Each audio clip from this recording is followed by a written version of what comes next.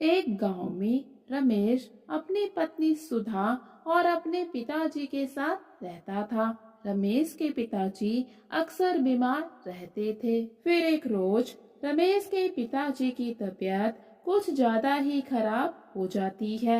वो रमेश को अपने पास बुलाते हैं और उसे कुएं के बारे में कुछ बताना चाहते हैं, लेकिन इससे पहले कि वो कुछ बोल पाते वो मर जाते हैं। लेकिन रमेश अपने पिताजी के मरने के बाद हर समय उदास रहता है। वो बस यही सोचता है आखिर उसके पिताजी उससे आखिरी समय में क्या कहना चाहते थे। फिर एक रोज जब रमेश खेत का काम खत्म करके वहीं पर पहरा दे रहा होता है, तो उसकी नजर अपने ही खेत में बने कुएं पर पड़ती है।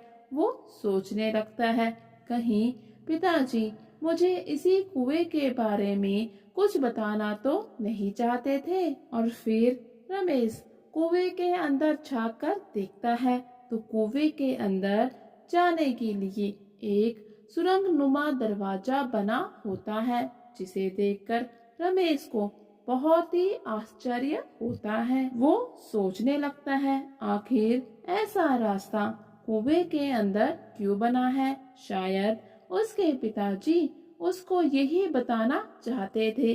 फिर रमेश सीढ़ियों के जरिए कुएं के अंदर प्रवेश करता है। कुएं के अंदर जाने पर रमेश को बहुत सारा खजाना मिलता है, जिसे देखकर वो सोचने लगता है, अरे मेरे पिताजी को इतने सारे खजाने का राज पता था, लेकिन फिर भी उन्होंने अपना सारा जीवन गरीबी में गुजार दिया।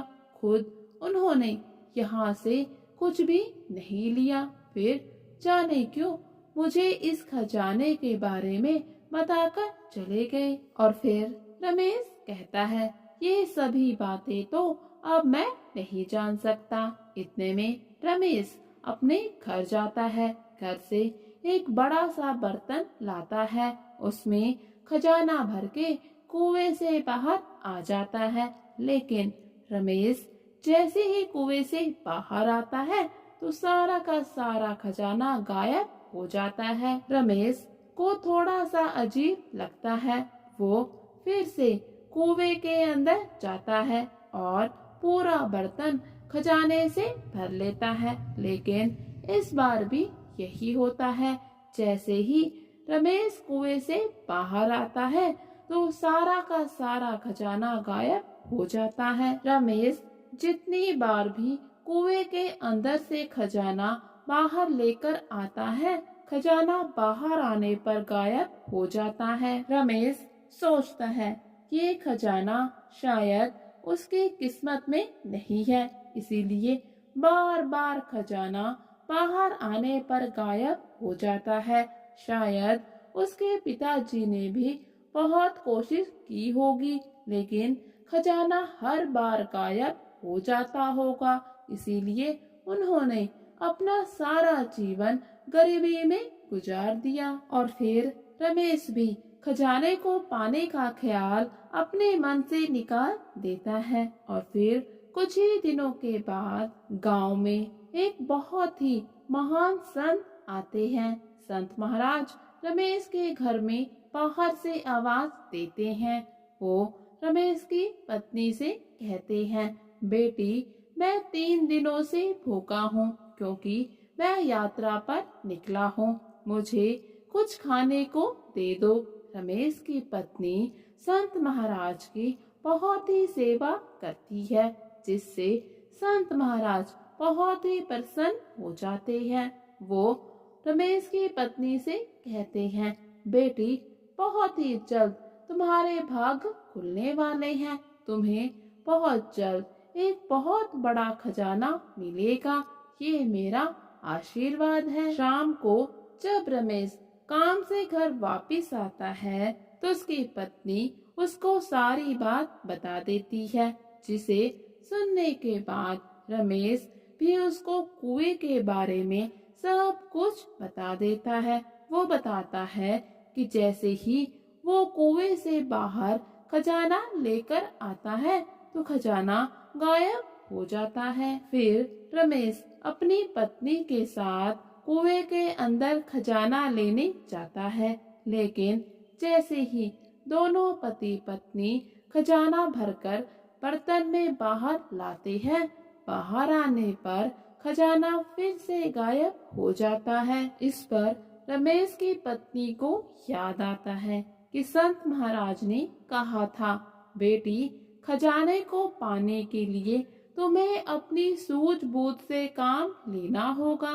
तभी वो सोचने लगती है कि ऐसा क्या करे कि खजाना बाहर आने पर गायब ना हो। और फिर वो अपने पति से कहती है कि बर्तन को मिट्टी से भर दे, फिर कुएं के अंदर लेकर जाए। रमेश बिल्कुल ऐसा ही करता है। इस बार वो मिट्टी को कुएं के अंदर खाली कर देते हैं, फिर उसमें खजाना भरकर बाहर आते हैं, लेकिन इस बार बाहर आने पर भी खजाना गायब नहीं होता। ये सब देखकर रमेश अपनी पत्नी से बहुत ज्यादा खुश हो जाता है। वो उससे पूछता है, अरे भाग्यवान, तुमने ये सब कैसे किया? तुमने ये कैसे जाना कि हमें बर्तन में मिट्टी भरकर लेकर जाना चाहिए?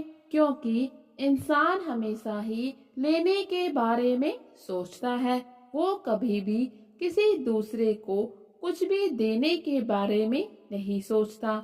इसलिए मैंने भी सोचा, हम खाली बर्तन लेकर भरा हुआ बर्तन बाहर ला रहे हैं, शायद इसीलिए खजाना गायब हो जाता है। तो क्यों ना इस बार हम भरा हुआ बर्तन अंदर लेकर जाएं और फिर भरा हुआ बर्तन ही बाहर लेकर आएं। बस यही सोचकर मैंने आपसे कहा कि आप बर्तन में मिट्टी डाल दें। रमेश अपनी पत्नी से कहता है, अरे भाग्यवान, ये सब तुम्हारी नेक दिली का फल है। तुम हमेशा ही दूसरों की मदद करने के बारे में सोचती हो, तभी संत महाराज ने तुम्हारे सच्चे हृदय को पहचान लिया और तुम्हें आशीर्वाद दिया कि तुम्हें बहुत जल्द एक खजाना मिलेगा, जिससे तुम्हारी गरीबी के दिन दूर हो जाएंगे। तो दोस्तों, आपको हमारी कहानियाँ कैसी लग रही हैं? हमें कमेंट करके जरूर बताएं। अगर आपको हमारी कहानियाँ अच्छी लगती हैं तो हमारे वीडियो को लाइक, चैनल को सब्सक्राइब करना बिल्कुल ना भूले। अब हम मिलेंगे आपसे अपनी अगली वीडियो में एक और नई कहानी के साथ।